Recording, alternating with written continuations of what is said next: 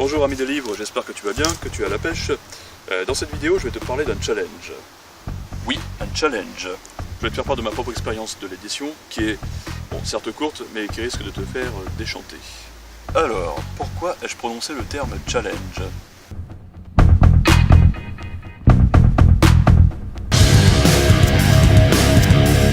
Parce que quel que soit le moyen que tu veux utiliser pour te faire publier, tu vas devoir suer, voire même pleurer, pour obtenir ce que tu veux.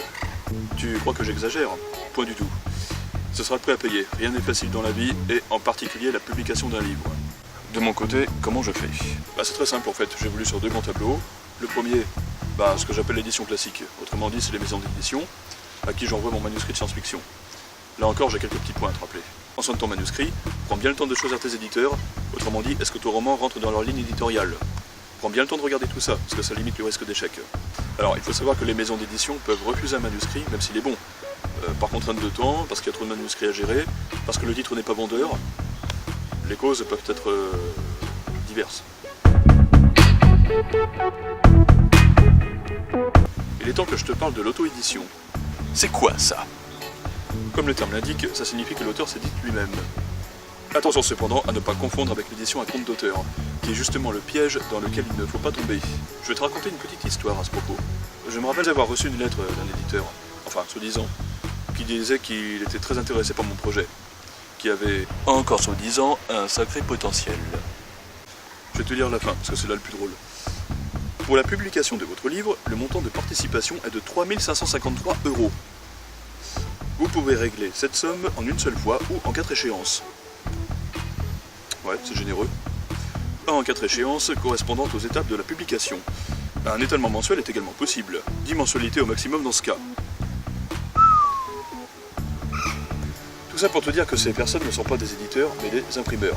Tous les frais d'impression, de couverture, de correction, et il y en a, même si c'est minime, sont payés par toi. En gros, c'est toi qui prends tous les risques. Souviens-toi de ça, un vrai éditeur ne te demandera jamais d'argent. Et c'est pas moi qui le dis, mais la directrice de la médiathèque de mon pays. Je te parlais d'auto-édition il y a 2 minutes. Bon, tu connais peut-être le principe, mais pour t'expliquer clairement, voilà en quoi ça consiste. En gros, tu vas sur un site web qui te propose de publier ton livre gratuitement, ou presque gratuitement. Tu as simplement une marche à suivre. Premièrement, tu choisis le format de ton bouquin. Deuxièmement, tu indiques le titre, le nom de l'auteur. Toi, en l'occurrence. Le genre auquel il appartient, pas l'auteur, le livre. Le résumé et éventuellement une petite biographie de toi. À la fin, tu peaufines ta couverture. En plus du coût de fabrication du livre, tu rajoutes une marge du montant que tu veux, et le tour est joué. Évidemment, t'oublieras pas de commander un exemplaire pour vérifier la mise en page et tout et tout.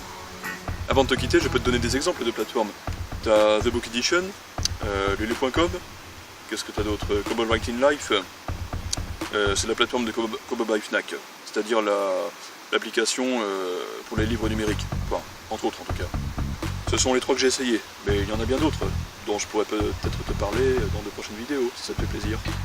Voilà amis des livres, j'espère que cette vidéo t'a été utile. Si c'est le cas, je t'invite à mettre un gros like sous la vidéo. Si c'est pas le cas, mets un gros like quand même. Ah, ta gueule.